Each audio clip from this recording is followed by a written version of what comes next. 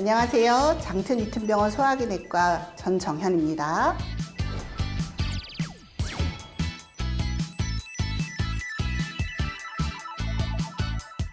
요새 많은 분들이 위 건강에 대해서 신경을 쓰시죠. 사실 우리나라는 아직까지 헬리코박터 감염이 많이 있는 나라고요. 위암 발생률도 높은 나라라서 신경을 쓰실 수밖에 없을 겁니다.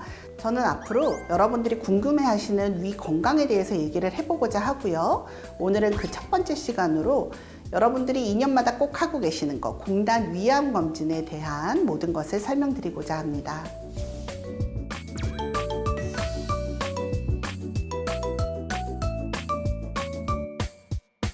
국민건강보험공단에서는 건강검진 기본법에 따라서 검진 사업을 실시하고 있는데요. 이 중에 하나인 위암검진은 만 40세 이상 남녀 모두에게 2년에 한 번씩 실시를 해드리고 있습니다. 위암검진을 하는 방법은 크게 두 가지로 나뉩니다. 내시경 검사와 위장조형 촬영술이죠. 위내시경 검사는 많이 아시는 것처럼 관을 직접 넣어서 직접 들여다보고 저희가 검사를 해드리는 방법이고요. 위장조형 촬영술은 조영제를 먹고 X선을 찍어서 위 점막의 요철을 보는 검사이기 때문에 정확도가 떨어집니다. 예전에는 내시경 검사의 정확도가 그렇게 높지 않았기 때문에 두 가지 중에 하나를 선택하라고 말씀을 드렸지만 요새는 위내시경이 워낙 많이 발전을 했죠. 그래서 위장조형 촬영술은 어쩔 수 없이 위내시경을 못 하시는 환자에게서만 선택적으로 하시도록 권장드리고 있습니다. 이 국민위암검진은 96년도에 시범사업을 실시를 했는데요. 96년도만 해도 우리나라 위암 생존율은 40% 중반 정도밖에 안 됐어요. 하지만 요새는 그 생존율을 80%까지 끌어올렸죠.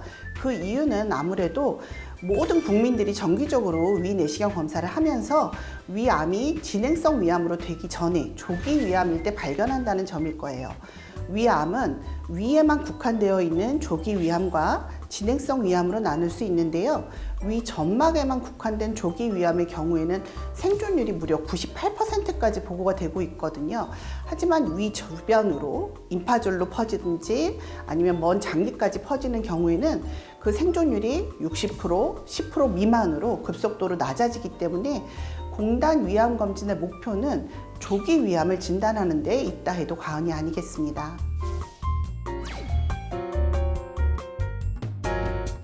위암 검진을 저희가 이제 하도록 예약을 하셨으면 제일 먼저 하셔야 되는 게 금식이죠. 금식 시간을 지켜주셔야 되는데요. 평균 8시간 정도 금식이 필요합니다. 하지만 이전에 위나 장에 수술했던 병력이 있으시거나 현재 다른 질병으로 위 운동이 떨어지는 약물을 복용하고 있는 경우 또는 예전에 저는 위 내시경 검사를 했더니 위에 음식이 남아있다 하더라고요 하는 얘기를 들은 적이 있는 분들은 12시간 이상 금식이 필요할 수도 있습니다. 또 하나 항혈전제를 드시는 분들이 요새 굉장히 많아요. 심장에 문제가 있으시거나 뇌혈관에 문제가 있으시거나 해서 드시는 약들이죠. 용종절제술을 해야만 하는 대장 내시경 같은 경우에는 꼭 이 항혈전제를 며칠 끊도록 권유를 드리고 있어요. 하지만 위 내시경 같은 경우는 그냥 보거나 조직검사만으로 끝나는 경우가 많아서 요새는 항혈전제를 꼭 미리 끊으라고 말씀드리고 있지는 않습니다. 하지만 내시경 검사를 하는 의사가 미리 알고 있어야 내시경 할 때 저희가 조직검사를 하거나 어떤 특정 필요 시술을 할 때 그걸 참고해서 저희가 시술을 할 수 있기 때문에 하시기 전에 의사분에게 저는 이런 약을 먹고 있어요 라고 고지를 하시는 것은 중요합니다. 많은 분들이 항혈전제라고 얘기하시면 병원에서 타서 먹는 항혈소판제라든가 항응고제, 혈전용해제 같은 약물만 생각을 하시는데요. 의외로 건강에 좋으려고 먹는 기넥신 제제라든가 오메가3 같은 것들도 지혈을 늦추는 성분이 있습니다. 따라서 아파서 드시는 약이라면 모를까 건강에 좋자고 먹는 약이라면 내시경 전에 며칠 끊으시는 것도 저는 추천드려요. 또 하나 사전에 준비해야 할 거는 틀니는 미리 제거를 하시라는 거고요. 앞니에 흔들리는 치아가 있다면 꼭 사전에 얘기를 해주셔야 한다는 겁니다. 많은 분들이 저는 예전에 틀니 다 끼고 했어요. 뺐다 꼈다 하는 거 귀찮아요 라는 얘기를 많이 하세요. 저는 예전에 검사할 때 이 어금니에 한 2개 정도 틀니를 끼신 분이 있었는데요. 내시경을 하다가 구역질을 하니까 헐거워졌겠죠? 수면으로 주무시는 과정에서 그걸 삼키신 거예요. 내시경은 아무 문제가 없이 잘 끝났는데 틀니에 끼어있는 철사 같은 게 혹시 장을 찌르지는 않는가 제가 보기 위해서 며칠 동안 환자분이랑 엑스레이를 계속 찍으면서 대변으로 나올 때까지 마음을 졸였던 적이 있습니다. 미리 틀니는 제거를 하시고 치아가 심하게 흔들려서 내시경할 때 흡인이 될 수 있는 경우라면 치과에서 치료를 하시고 내시경을 하는 것을 추천드려요. 환자분들이 얘기하시죠. 저 목 잘 봐주세요. 검사하면 소장 다 보시죠? 위 내시경 검사에서 볼 수 있는 장기는 뭐뭐 있는지 제가 분명히 얘기를 드릴게요. 목 안쪽 인두부, 조금 깊숙한 곳은 후두부라고 얘기를 하고요. 25cm 직선 통로인 식도가 있고요. 그 아래 위가 있습니다. 위 아래는 소장으로 내려가게 되는데요. 소장을 다 보지는 못해요. 소장은 깁니다. 5m 정도 되고요. 소장의 첫 번째인 12지장에서도 담즙이 내려오는 유두부까지 관찰을 하는 것을 저희가 위내시경을 합니다 라고 얘기를 드려요. 목을 잘 봐드릴 수 있으면 저도 좋겠는데요. 이 목젖이라고 하는 곳은 구역 반사를 일으키는 부위거든요. 저희가 칫솔 깊게 넣으면 구역질 하시죠? 이럴 때 내시경을 여기서 열심히 보려고 한다면 구역질을 계속 하셔서 미처 식도로 들어가기도 전에 환자분이 침이나 음식물이 역류가 되면서 기도로 흡입되면 문제가 될 수도 있거든요. 목은 오히려 이비인후과에서 보시는 직시경이나 짧은 후두 내시경이 더 관찰을 용이하게 할 수 있어요. 그래서 목을 좀 더 내가 불편감이 있어서 잘 보고 싶다 하면 이비인후과 선생님이랑 먼저 상의하시는 것도 저는 추천드려요. 환자분이 또 많이 얘기하시는 것 중에 하나가 췌장을 잘 봐주세요 라는 얘기를 해요. 췌장은 12지장의 뒤쪽에 위치를 하고 있는 장기예요. 내시경으로는 못 봅니다. 복부 초음파나 CT 같은 영상 검사로만 가능합니다.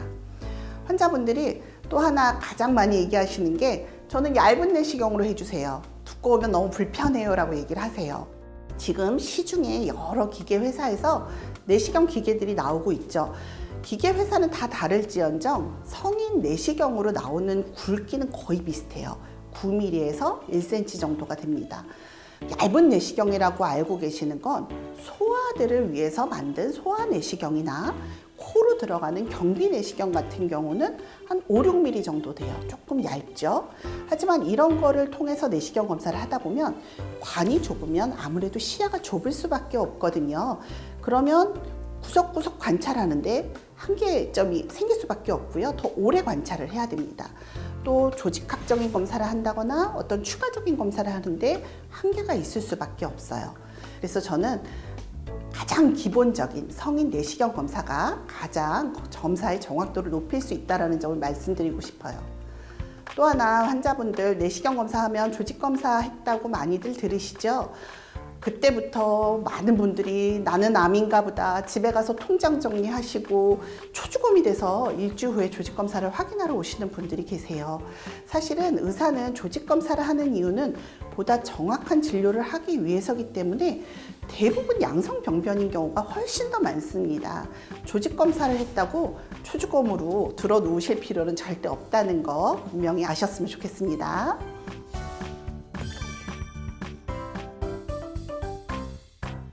이제 검진을 다 했어요. 그러면 그 자리에서 직접 선생님의 설명을 듣기도 하지만 결과지들을 집에서 받아보시는 경우가 많이 있어요. 결과지들에 여러 가지 얘기가 써 있는데 이게 뭔지 모르고 내버려 뒀다가 2년 후에 검진하러 올 때 저 그게 있었어요 라고 얘기하시는 분들이 있기 때문에 제가 몇 가지 용어를 설명을 드리고자 해요.